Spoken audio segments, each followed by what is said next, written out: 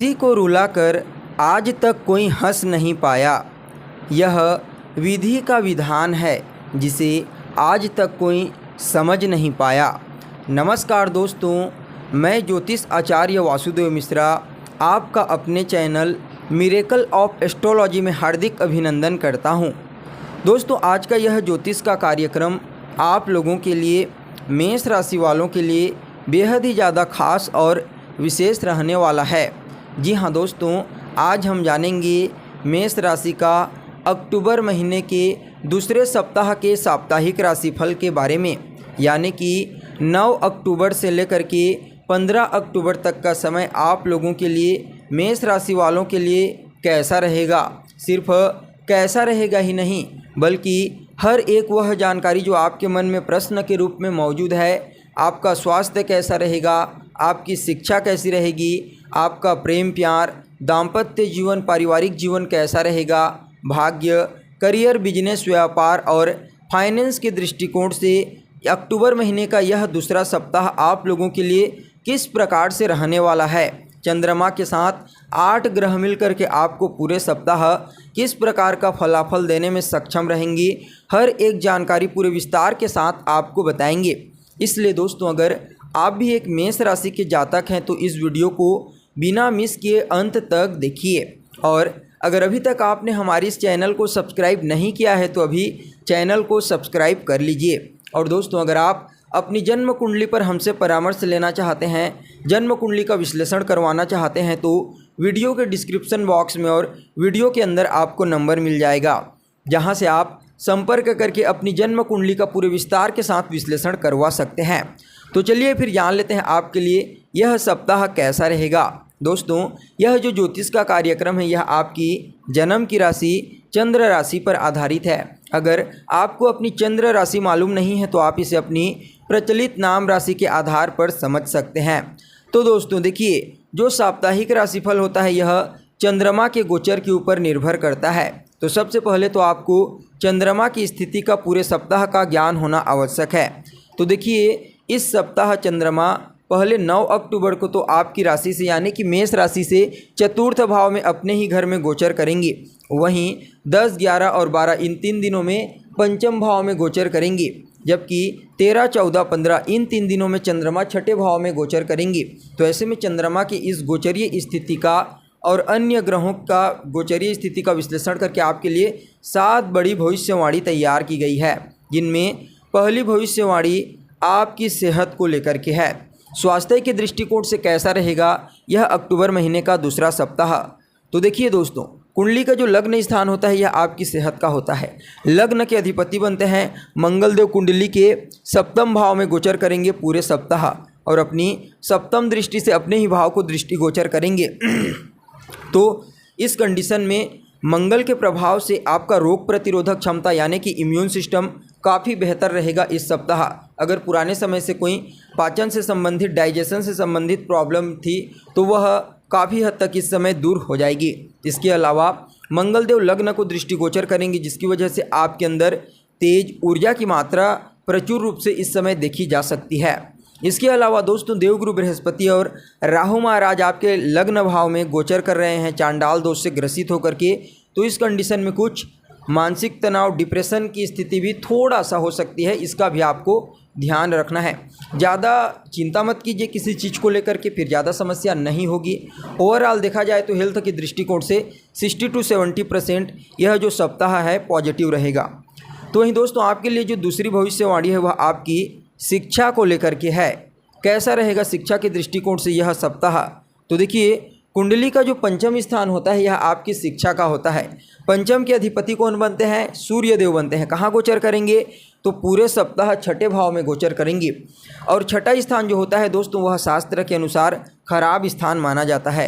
छठे भाव में कोई भी ग्रह गोचर करता है तो वह नेगेटिव फल देता है। हालांकि सूर्यदेव छठे भाव में कारक होते हैं, यहाँ पर शत्रुहंता बनाते हैं, लेकिन पढ़ाई के दृष्टिकोण से ठीक नहीं है।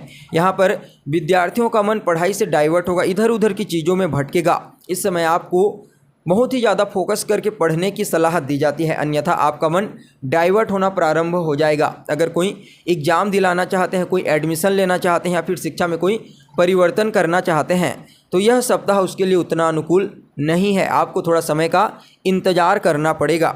तो वहीं दोस्तों आपके लिए जो तीसरी भविष्यवाणी है वह आपके प्रेम जीवन को लेकर के है।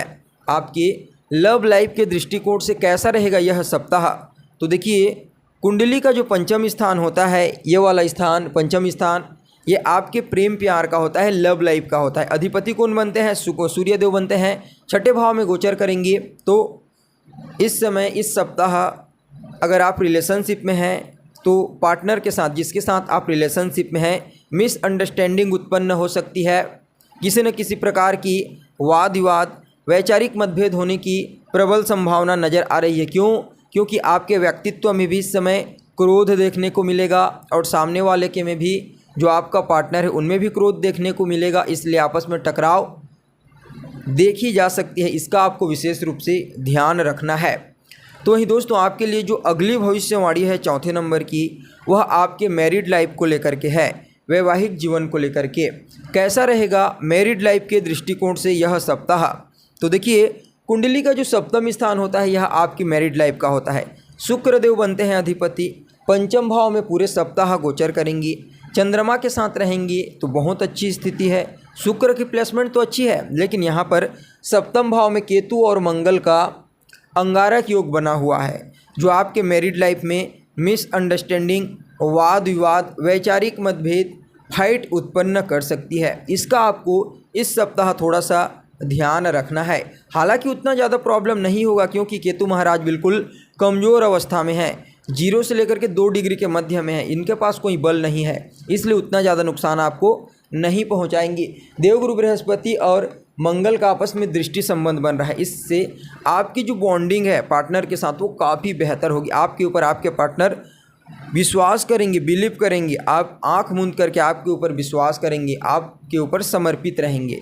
मतलब वैवाहिक जीवन के दृष्टिकोण से ठीक है समय, उतना खराब नहीं कहा जा सकता।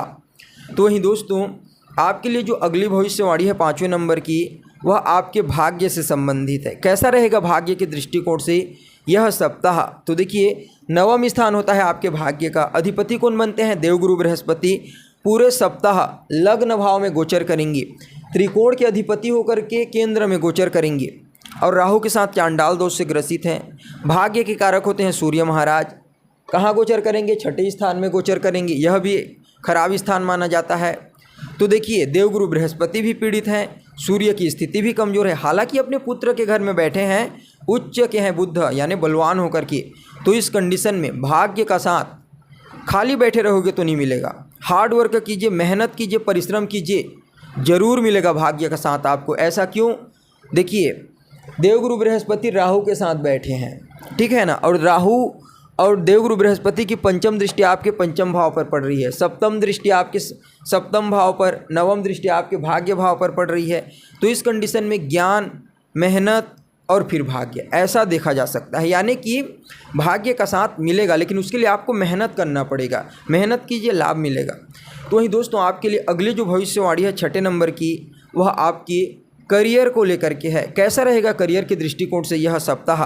तो देखिए, कुंडली का जो 10वां स्थान होता है ये वाला, ये आपके करियर का होता है।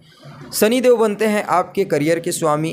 पूरे महीने लाभ भाव में गोचर करेंगे, वक्र अवस्था में गोचर करेंगी, तो करियर को लेकर के कोई समस्या नहीं है। हालांकि थोड़ा वर्क लोड हो सकता है, क्योंकि शनिदेव वक्र अवस्था में गोचर कर रहे हैं, इसलिए इस सप्ताह आपको थोड़ा ज़्यादा काम करना पड़ेगा। चंद्रमा के साथ भी दृष्टि संबंध बनाएंगे, तो थोड़ा सा मानसिक तनाव तो हो सकता है, इसका भी आपको ध्यान रखना है। तो वहीं दोस्तों आपके लिए अंतिम और 7वें नंबर की जो भविष्यवाणी है वह आपके बिजनेस व्यापार को लेकर के है। कैसा रहेगा बिजनेस व्यापार के दृष्टिकोण से यह अक्टूबर महीने का दूसरा सप्ताह? तो देखिए, कुंडली का जो 7वां हाउस होता है यह आपके बिजनेस व्यापार का होता है। अधिपति बनते हैं शुक्र महाराज, त्रिकोण भाव में गोचर करेंगी, बुध भी उच्च राशि में गोचर करेंगी, जो व्यापार के कारक होते हैं। तो इस कंडीशन में दोस्तों 60 से 70% बिजनेस के दृष्टिकोण से भी यह सप्ताह आपके लिए बढ़िया रहने वाला है। आपको कुछ नए प्रॉफिट के अवसर प्राप्त होंगे, कुछ योजनाएं में आप कार्य करने वाले हैं, किसी बड़े प्रोजेक्ट में आपको कार्य करने का मौका मिल सकता है। यानी कि कुल मिलाकर के बिजनेस के लिए भी यह सप्ताह अच्छा रहेगा। तो दोस्तों यह तो हो गई आपकी जन्म की राशि के आधार पर, चंद्र राशि के आधार पर आपके अक्टूबर महीने के दूसरे सप्ताह का साप्ताहिक राशिफल। अब इस सप्ताह को बेहतर बनाने के लिए रोजाना सूर्योदय के पश्चात 108 बार मंगल के बीज मंत्र ओम अंग अंगारकाय नमः जाप कीजिए। सूर्य भगवान को अर्घ्य दीजिए और मंगलवार के दिन मजदूरों को कुछ न कुछ मिठाई खाने को दे दीजिए। आपके लिए यह सप्ताह बढ़िया रहेगा। तो दोस्तों, कैसी लगी आपको जानकारी? कमेंट कीजिए, लाइक कीजिए और बने रहिएगा हमारे साथ। फिर मिलते हैं एक नए और ताज़ा एपिसोड में। तब तक के लिए नमस्कार।